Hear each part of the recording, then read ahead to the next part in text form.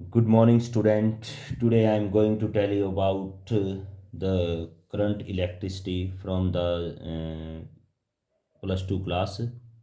Okay, and this is the unit second in your plus 2 physics.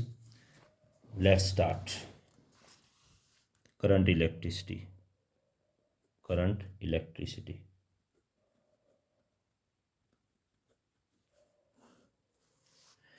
First of all, what is the electric current? Electric current. Okay, so what is the electric current? It is represented by I. Okay, so what is the definition of electric current? The flow of charge. The flow of charge constitutes the electric current. Electric current. यानी कि the flow of charge constitute the electric current, यानी कि जो charge का जो flow है वो क्या करेगा, इलेक्ट्रिक करंट को पैदा करेगा, कंस्टिट्यूट करेगा। ठीक है ना। The the electric current is defined is defined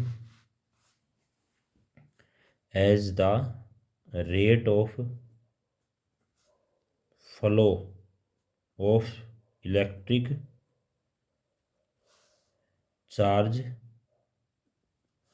through any cross section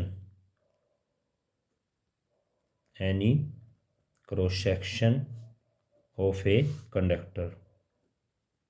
ठीक है, मतलब रेट ऑफ फ्लो जो आपका चार्ज होता है तो वो क्या करेगा किसी भी कंडक्टर में, तो वो इलेक्ट्रिक करंट को पैदा करेगा। ठीक है, तो इलेक्ट्रिक करंट है जो मैथमेटिकली हम इसको ऐसे लिखे हैं, current is equal to charge upon में टाइम। क्यों? Rate of change of charge. ठीक है, तो I is equal to Q by T, और you can say I is equal to D Q upon D T. आप इसको ऐसा भी बोल सकते हैं। ठीक है, जो करंट होता है वो D Q upon D T, यानी कि rate of change. D upon D T क्या होता है? It is the rate of change. ठीक है, और यहाँ जो फिजिकल क्वांटिटी आएंगी तो उसका रेट ऑफ चेंज किसके? टाइम के साथ। ठीक है, next is the direction of current. Direction of current, तो डायरेक्शन ऑफ करंट क्या होता है? Conventionally the direction of current is same as that of the direction of motion of positive charge. यानी कि जो पॉजिटिव चार्ज की जो direction होती है वही आपकी क्या होती है? डायरेक्शन ऑफ करंट होती है। Suppose this is your any conductor. ठीक है, तो in which there are the positive charge. ठीक है, तो पॉजिटिव चार्ज की डायरेक्शन के along is the direction of current होती है। समझ में आई? तो इसको हम कैसे कह सकते हैं? An electron may be considered to be equivalent to a positive charge moving in opposite direction, so direction of current is always opposite to the direction of motion of electron. ठीक है, तो यानी कि किसी भी कंडक्टर के अंदर, suppose this is a conductor. ठीक है, कोई भी मेटल पीस है, तो जो इलेक्ट्रॉन का फ्लो होता है वो होता है, यानी कि अगर मैं बात करूँ from the negative potential to positive potential, but जो डायरेक्शन ऑफ करंट होती है वो opposite to the flow of electron. जो इलेक्ट्रॉन के फ्लो के अपोजिट आपकी करंट की डायरेक्शन होती है। क्लियर है? अंडरस्टूड बच्चों? ठीक है। यूनिट्स क्या होती है? इसके बाद में आता है units of current. Units of current.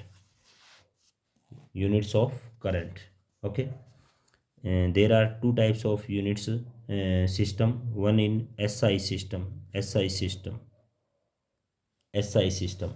In SI system, so what is the formula for current? I is equal to Q upon T, and Q measured in SI, that is in coulomb, and time measured in second.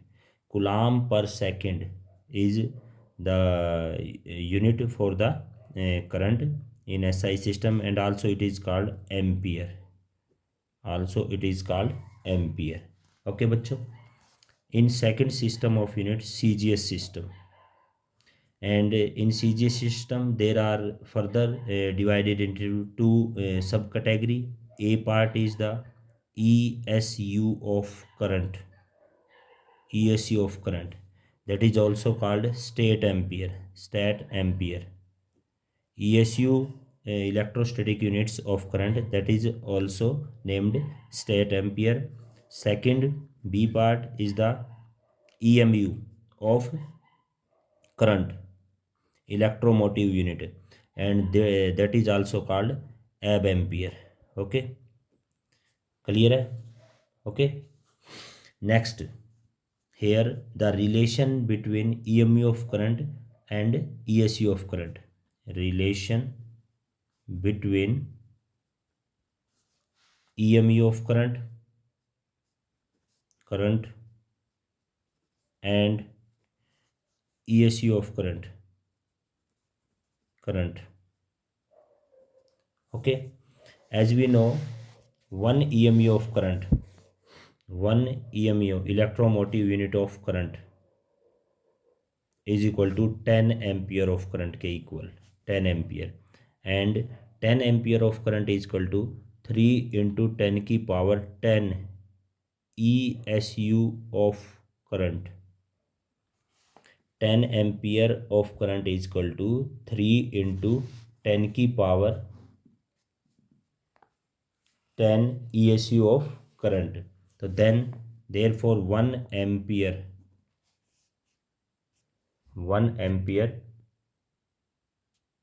of current, 1 ampere of current is equal to, that is equal to 3 into 10 की power 9 ESU of current. Okay, next, type of current, types of current, type of current.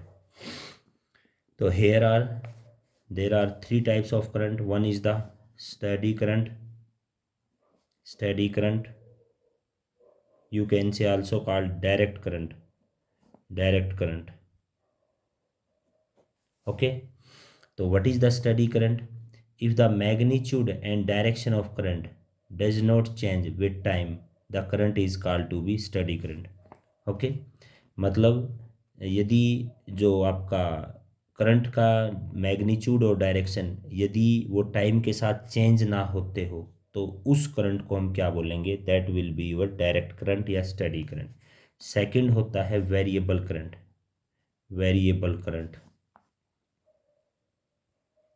तो variable जैसा कि नाम से ही पता है, variable, if the magnitude of current change with time, the current is called variable. If the magnitude of current change with time, magnitude of current change with time, that is called variable current. Third one is the आपका alternating current.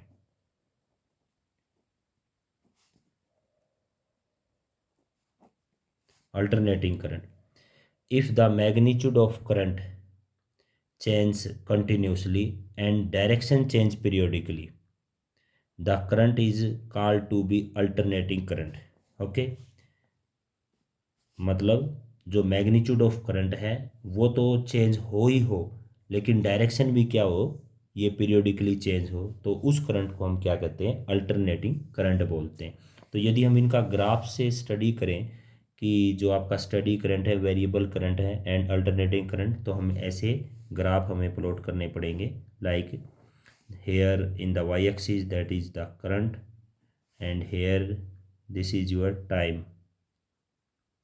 ठीक है, तो जो आपका first था जो study current है वो कैसा आएगा, क्योंकि स्टडी करंट में मैग्नीट्यूड है वो कांस्टेंट रहेगा करंट का टाइम के साथ। ठीक है, ठीक है। सेकंड जो आपका ये था वेरिएबल करंट है, तो variable current just like change their magnitude with time. Okay, and your third one is your alternating current.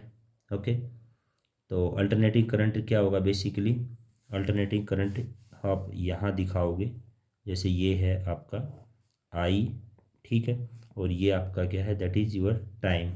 तो यहाँ से ये मैग्नीट्यूड को चेंज करेगा और साथ के साथ डायरेक्शन भी पीरियडिकली चेंज होगी ये वाली।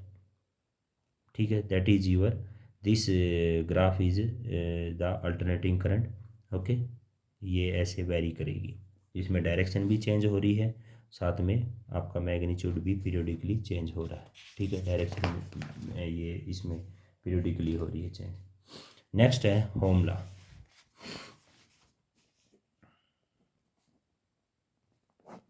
ओके बच्चों, तो होम लॉ क्या है, physical condition such as temperature, pressure et cetera remainings the same, तो current flowing through a conductor is always directly proportional to the potential difference applied across the conductor. मतलब क्या कहता है, जब आप कोई भी फिजिकल कंडीशन है जैसे प्रेशर और टेम्परेचर, उनको आप क्या है मतलब कांस्टेंट रखते हैं, तो जो करंट है वो क्या होगा, जब आप किसी कंडक्टर के वोल्टेज अप्लाई करते हैं तो करंट क्या होगा, उसके डायरेक्टली प्रोपोर्शनल होगा, या फिर आप ऐसे कह सकते हैं कि V directly proportional to I। Clear है, तो यहाँ से जब आपका V directly proportional to I है, तो इस डायरेक्टली प्रोपोर्शनल के साइन को हम क्या करते हैं, जब हटाते हैं तो क्या इक्वल का साइन लगाएंगे, इक्वल टू और I into r. R is the where r is constant of proportionality, constant of proportionality.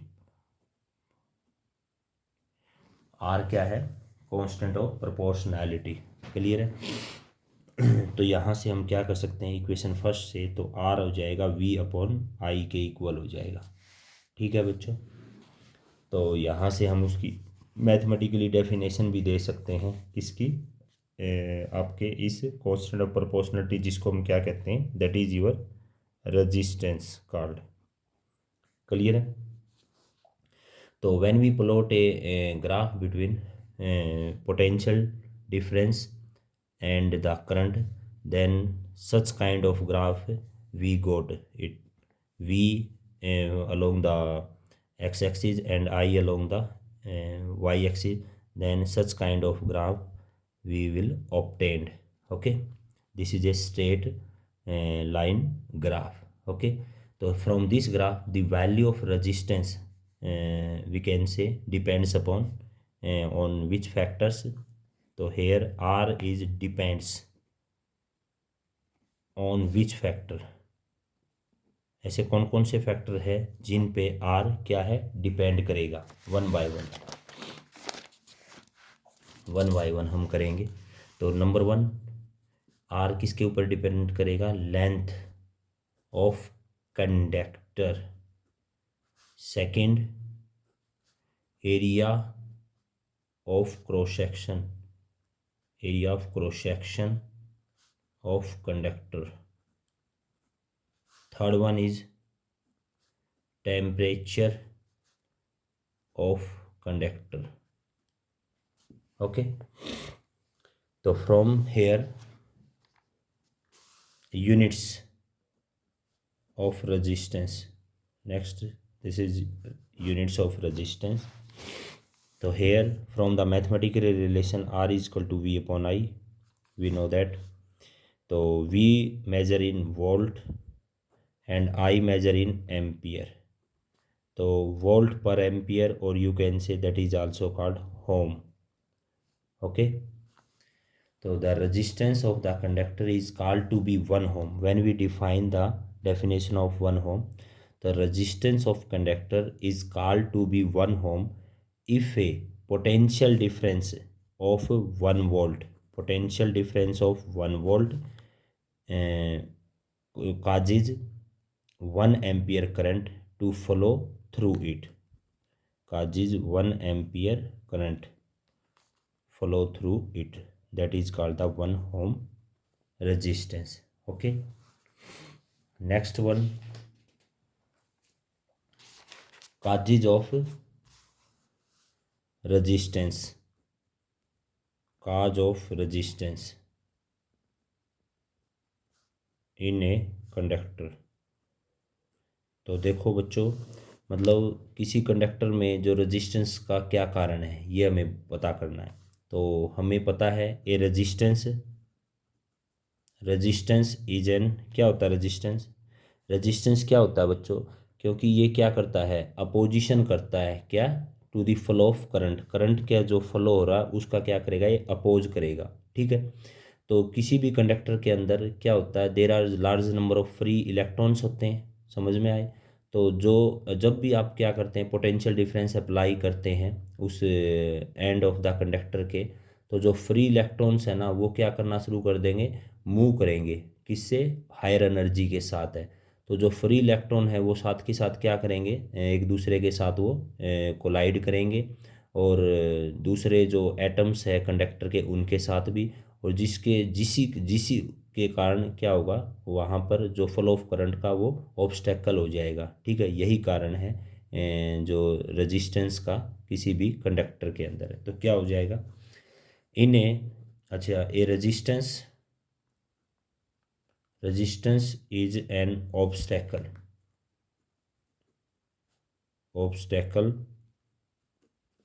या फिर आप उसको अपोजिशन बोल सकते हैं, opposition to the flow of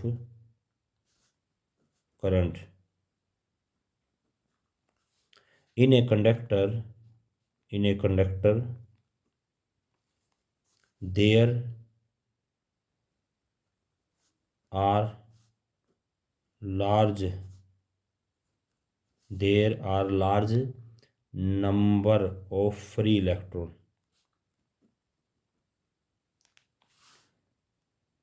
Whenever a potential difference is applied across the ends of the conductor,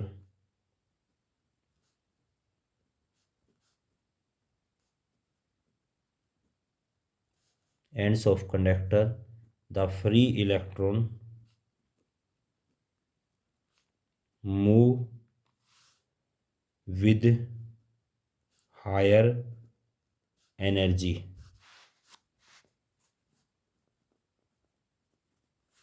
The free electrons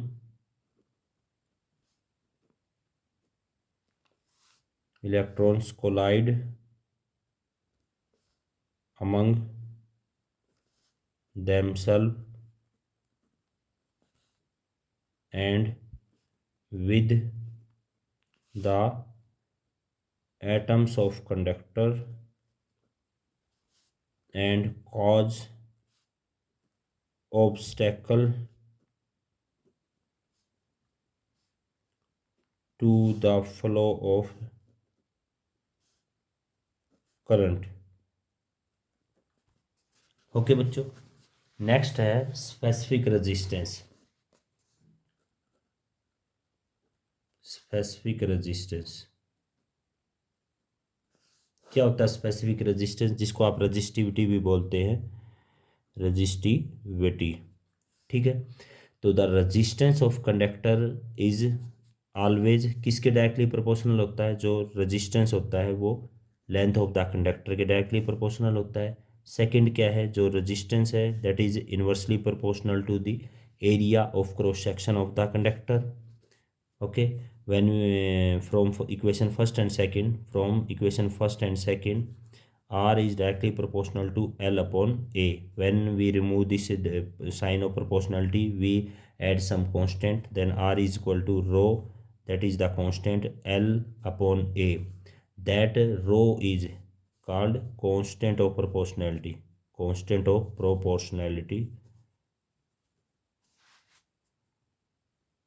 constant of proportionality, which is called which is called specific, that is it is called specific resistance or the resistivity of the material. So it depends upon the nature of material of the conductor.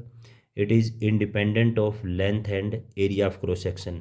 जो आपका ये रो होता है ये क्या है, ये independent होता है length and area of cross section के ऊपर, ठीक है ना.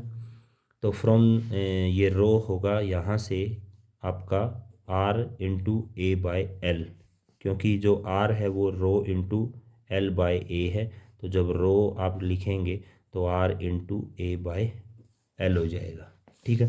तो यहाँ से if L is equal to 1 मान लेते हैं, एरिया ऑफ क्रॉस सेक्शन 1 मान लेते हैं, देन आपका रो है वो किसके बराबर हो जाएगा, आर के बराबर हो जाएगा. तो आप कह सकते हैं जो specific resistance of the conductor may be defined as the resistance of the conductor of unit length and unit area of cross section. Okay बच्चों, नेक्स्ट है यूनिट्स लेते हैं हम, यूनिट्स ऑफ स्पेसिफिक रेजिस्टेंस की. तो हमें पता है रो किसके बराबर है, R into A by L. तो आर हमें पता है यूनिट क्या होता है, ohm, and area measure in metre square and length in metre. 1 metre cancel, it will be the ohm metre is the unit of specific resistance. Okay बच्चों, तो next numerical है एक बच्चों. न्यूमेरिकल क्या है, ए वायर हैविंग रेजिस्टेंस, कोई ये wire है जिसका रेजिस्टेंस दे रखा है 5 ओम, ठीक है, 5 ओम रेजिस्टेंस दे रखा है इसका, इस वायर का. इस stretch to double its length, इसको ना इस वायर को स्ट्रेचिंग कर देते हैं हम, स्ट्रेच करके क्या है डबल कर देंगे इसको लेंथ वाइज, ठीक है. इसकी लेंथ हमने क्या कर दी, डबल बना दी खींच कर, ठीक है. फिर क्या कहता है, what will be it's new resistance, मतलब कि जो नया रेजिस्टेंस बनेगा वो क्या होगा, ठीक है. तो we know that R is equal to rho into L by A, और जो कि रेजिस्टेंस इसने बोला है इस वायर्स का वो 5 ओम के इक्वल है, ठीक है. तो जो आर डैश होगा उसका फार्मूला रो इंटू एल डैश अपॉन ए डैश, ठीक है. तो आपको ये पता है रो तो जो आपका स्पेसिफिक रेजिस्टेंस होता है, ठीक है, ये हर मटेरियल की अपनी अलग अलग होती है, तो ये वेरी नहीं करेगी ये से, लेकिन मटेरियल सेम हो तो ये सेम ही रहेगी, ठीक है ना. तो यहाँ से हम इसमें पुट कर लेते हैं जो आपका आर डैश है फार्मूला में, तो रो सेम रहेगा. एल बोला है ट्वाइस ऑफ ओरिजिनल का कर दिया है, लेंथ बढ़ा दी. जब लेंथ बढ़ जाती है तो area of cross section half हो जाता है, ठीक है ना. तो जब इस 2 को इधर लेके जाएंगे तो ये हो जाएगा 2 रो, और ये आपका 2 एल अपॉन में ए, तो 2 को बाहर ले लेंगे तो 4 रो एल अपॉन में ए हो जाएगा, ठीक है. तो यहाँ से आप निकालेंगे 4 इंटू में रो इंटू एल अपॉन ए, ये क्या है आपका जो ओरिजिनल रेजिस्टेंस है. तो नया रेजिस्टेंस होगा वो क्या हो जाएगा 4 times of the original resistance. तो अगर यहाँ आर आपका कितना दे रखा है, ये दे रखा है 5 ओम, तो 4 इंटू 5 तो ये आ जाएगा 20 ओम आ जाएगा आपका ये वैल्यू. क्लियर है बच्चों.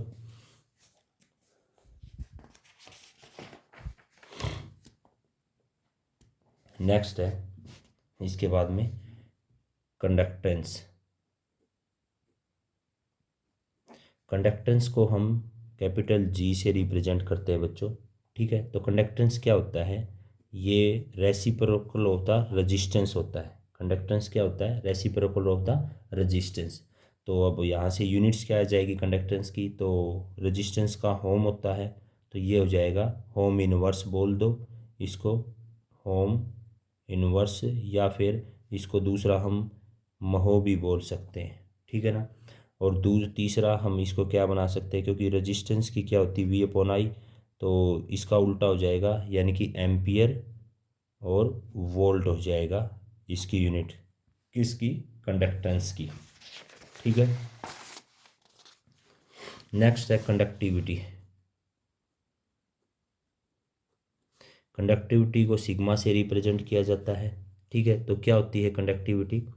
It is the reciprocal of the resistivity. It is the reciprocal of the resistivity. ठीक है, तो यूनिट्स ऑफ कंडक्टिविटी क्या हो जाएगी? यूनिट्स ऑफ जो सिग्मा जिसको बोलेंगे, तो रजिस्टिविटी की क्या थी? होम मीटर थी। ठीक है, 1/होम मीटर, ये यहाँ रखेंगे, तो ये क्या हो जाएगा? महो, और फिर पर मीटर हो जाएगा, या फिर हम इसको बोल सकते हैं सीमन पर मीटर। ठीक है, अब है करंट डेंसिटी। करंट डेंसिटी इसको जे से रिप्रेजेंट किया जाता है। तो करंट डेंसिटी क्या होती है? It is the current per unit area. Current upon area को हम बोलेंगे करंट डेंसिटी बोलेंगे। तो इसकी यूनिट्स क्या हो जाएगी जे की? ये आपकी एम्पियर पर मीटर स्क्वायर हो जाएगी। क्लियर है बच्चों? फिर नेक्स्ट है होमिक एंड नॉन होमिक कंडक्टर्स। ठीक है, तो क्या होते हैं एक्चुअली? द कंडक्टर्स विच ओबे होम लॉ, यानी वो कंडक्टर जो होम लॉ को मतलब फॉलो करते हैं, वो उनको हम क्या कहेंगे? होमिक कंडक्टर बोलेंगे। For these conductors the ratio of V upon I is always constant होगा। मतलब कि जो होमिक होते हैं ना, होमिक कंडक्टर, वो क्या होते हैं? आपके होम्स लॉ को फॉलो करेंगे। मतलब कि वी और आई के बीच में जब आप ग्राफ प्लॉट करेंगे तो आपको एक स्ट्रेट लाइन का ग्राफ मिलेगा। ठीक है, तो जितनी भी मेटल्स है, कंडक्टर्स है, वो सारे होमिक आपके कंडक्टर होते हैं। सेकंड है नॉन होमिक। तो नॉन होमिक क्या होते हैं? एक्चुअली नाम से ही पता लग रहा है, जो होम के नियम को फॉलो ना करे। ठीक है, मतलब वी और आई के बीच में जब ग्राफ प्लॉट करेंगे तो आपको स्ट्रेट लाइन पाथ ग्राफ नहीं मिलेगा, वो आपको इस तरह मिलेगा। वी और आई के बीच में एक ग्राफ आपको इस टाइप का मिलेगा, जैसे कि एक्स ये इंक्रीजिंग ऑर्डर में दिख रहा है। एक आपको वी और आई के बीच में ऐसा यहाँ से स्टार्ट होता मिलेगा, एक आपको इस तरह मिलेगा पैराबोलिक इस टाइप का, ऐसे जैसे ये ऐसे जा रहा है। ठीक है, तो ये सारे के सारे जो ग्राफ होते हैं एक्चुअली ये किन के होते हैं? ये आपका जो ऐसे गया हुआ है कर्व टाइप में, तो ये आपका है सेमीकंडक्टर के लिए। ठीक है, सेमीकंडक्टर जो आपके मटेरियल्स होते हैं। और जो ये सेकंड ग्राफ है ये आपका थर्मिस्टर के लिए होता है, थर्मिस्टर। ठीक है, और जो थर्ड ग्राफ है ये आपका ट्रांजिस्टर या वैक्यूम ट्यूब के लिए होता है। ठीक है,